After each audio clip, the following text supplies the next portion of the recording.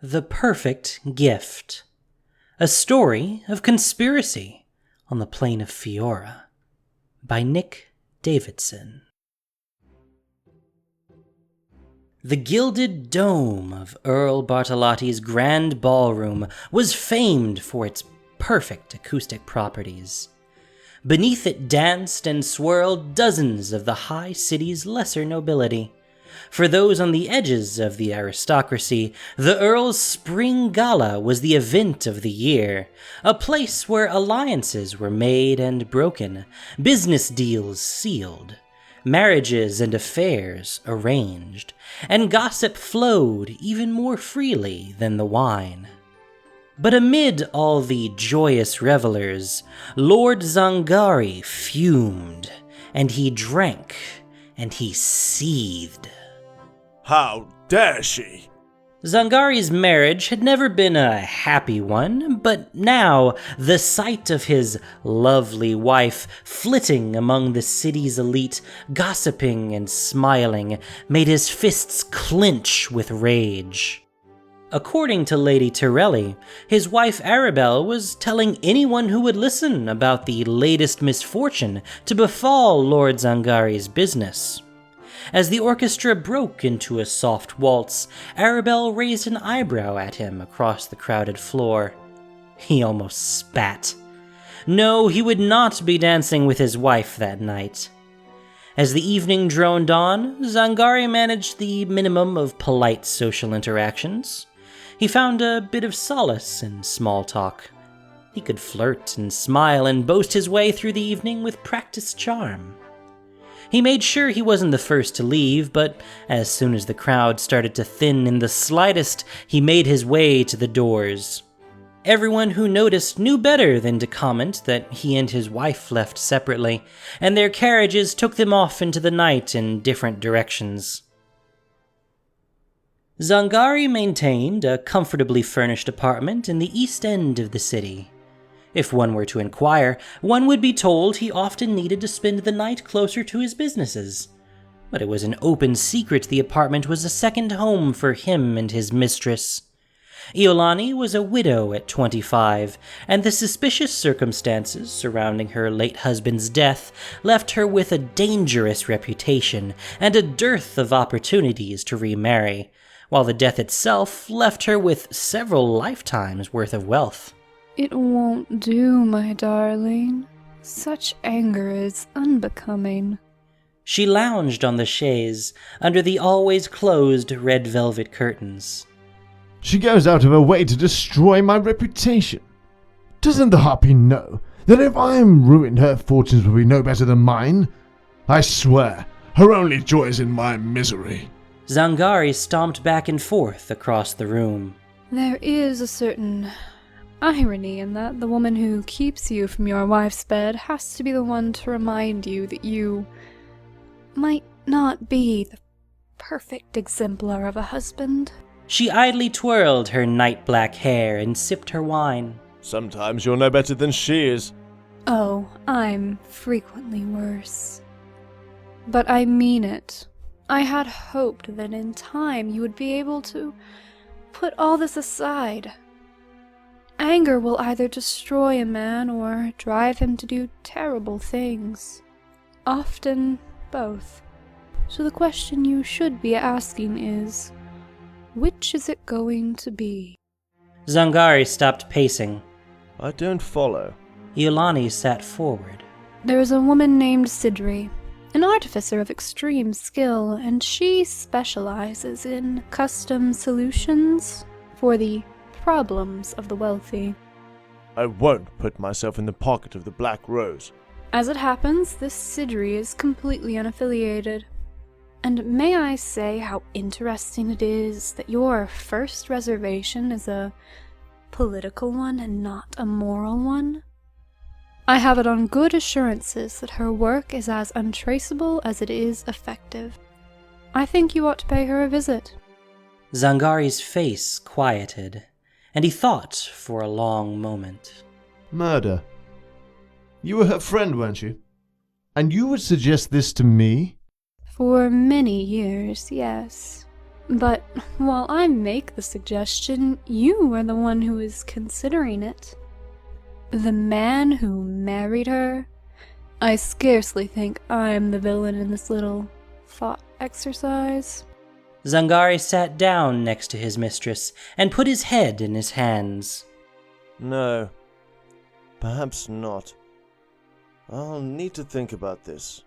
Yes, but perhaps not tonight. She put out the light. By the time his eyes had adjusted to the darkness, Lord Zangari had already made up his mind.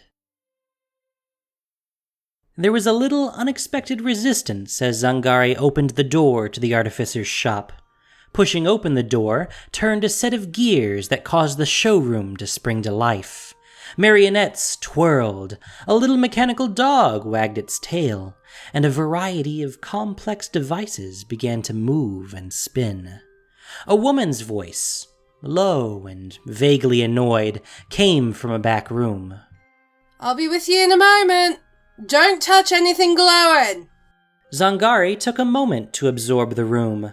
There were 4 shelves on each of 3 walls, and each of those was packed with various toys, baubles, gizmos, and automata. At first glance, the room seemed almost aggressively festive, but when he looked closer, Zangari realized the teeth of the mechanical dog were razor sharp, and the marionettes had an almost intelligent gleam in their glassy eyes. He didn't touch anything. A woman emerged from the back room. Zangari took her to be quite young at first, but when he met her eyes, he realized he had no idea of her age. She was pretty, he thought, even though she didn't put any effort into it. He let the thought linger for a moment. "Welcome to my workshop. I'm Sydri. What can I help you with today? Something to impress the guests? A gift, perhaps?" Zangari grinned. Yes, a gift. A most impactful gift. One that will leave a lasting impression. If you catch my meaning. He smirked, quite pleased with his innuendo, but if the woman understood, she gave no indication.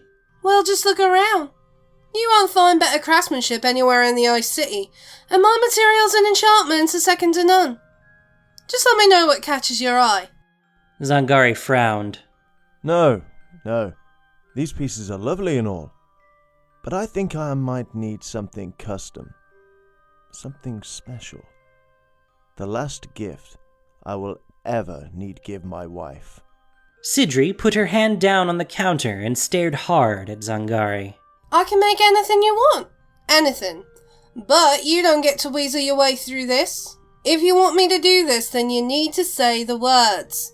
Zangari felt a catch in his throat and swallowed hard. I need something to help me kill my wife. Sidri's face softened into a slight smile. "That wasn't so hard now, was it? Discreetly deliver poison is the easiest and most painless, but I can work enchantments that are lethal in any number of ways. Liver failure, insanity, heart attack." Heart attack. For all the pain she's caused in my heart, it's only fitting. Zangari's bravado was slowly returning to him. She loves music boxes. She's probably spent 20,000 crowns on her stupid collection. Gaudy junk, most of it. Sydri nodded and started muttering, mostly to herself. "A psycho-audio lattice charm. Easy enough. Layered slowly, tuned to a specific person's energy. Time and materials. Custom design. No. 27. Carry the 3. She scribbled a few notes on a piece of paper, then looked up. 150,000. Zangari nearly choked. What? That's nearly all That's insane! Sidri's eyes narrowed. "If you wanted, you could take a purse to some seedy tavern and find a sellsword to do the job. But that's not what you want. You want to do this with style.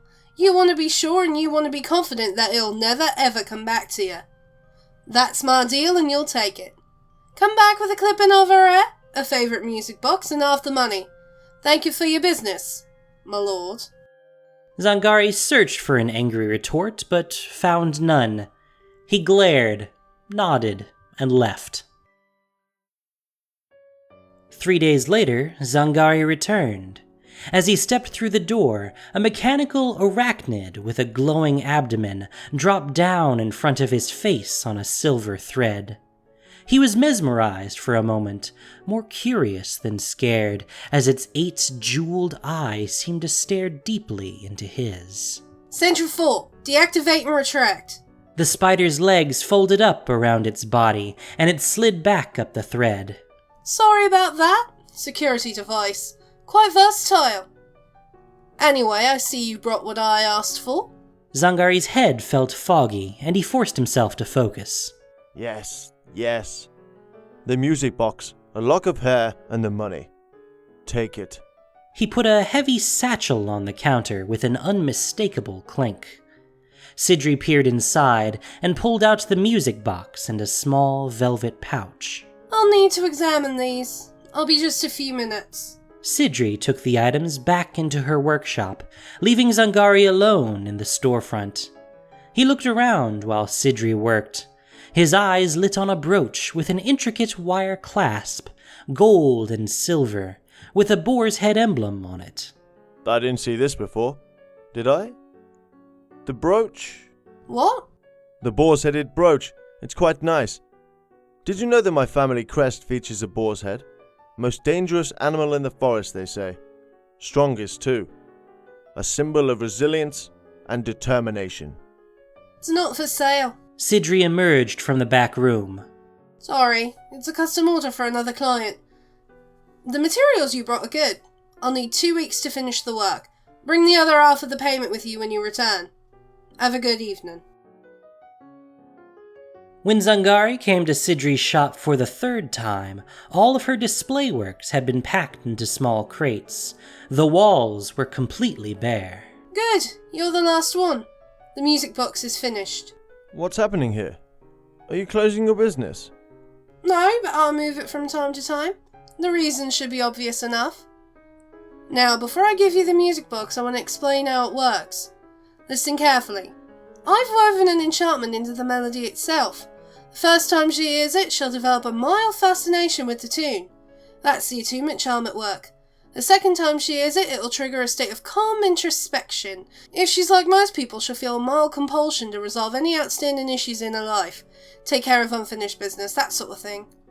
It'll also leave her feeling calm and relaxed. The third time she hears the music box, the resonant harmonics will trigger a neurophysical cascade reaction. Her art will stop and that'll be it. The charm will destroy itself at that point as well. It'll go back to being a perfectly lovely music box, completely untraceable. You've certainly lived up to your reputation, miss.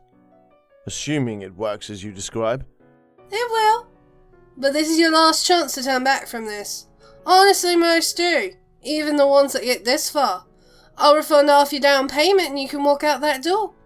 I'll never say a word and you, more importantly, won't be a murderer. Zangari's face flushed. Are you calling me a coward? The only thing you need concern yourself with is that this will work as you promised. Because if it doesn't, I swear I will ruin you. Do you hear me? Now give me the damn box. He slammed a heavy purse of coins down on the counter. Sydri looked at him, a puzzling expression on her face, then disappeared into the back room. She emerged with 2 satin-lined gift boxes, one smaller than the other. Here it is. I apologize if I offended you, but I needed to be sure. The smaller box is for you. My other client never picked up the brooch. Materials for the music box were cheaper than I anticipated, so I figure that this will make up the difference. Zangari fought to keep an avaricious grin off of his face as he snatched up the boxes and left. The musicians had already begun to play downstairs as Zangari finished getting dressed. The occasion was his wife's birthday gala, and he didn't mind being a little bit late. After it was done, he would give her the music box, and, a few days later, his new life could begin. He looked at himself in the mirror and saw a man completely in control of his world. He draped a light cape over his shoulders. It was a good weight for summertime, but it had always been a bit narrow for him. After vainly adjusting it for a few seconds, he realized that his new brooch would fasten it perfectly. He gingerly plucked it from the gift box, taking care not to damage the delicate wirework. He opened the clasp and fastened it through the cape. There was a brief flash of pain. He had pricked his thumb on the brooch, and for some reason, he found this hilarious. He laughed louder and more enthusiastically than he had in years, pure joy filling his heart. He felt a little lightheaded and sat down on his bed. His head spun a little, and he fell flat back onto his bed. This, too, seemed incredibly funny. Zangari stared up at his blank bedroom ceiling, and his laughter slowed. Perhaps he would rest a while before going downstairs. The bed was comfortable, and he was happy here. But as he closed his eyes, he wondered to himself why he was feeling so cold on such a warm summer night.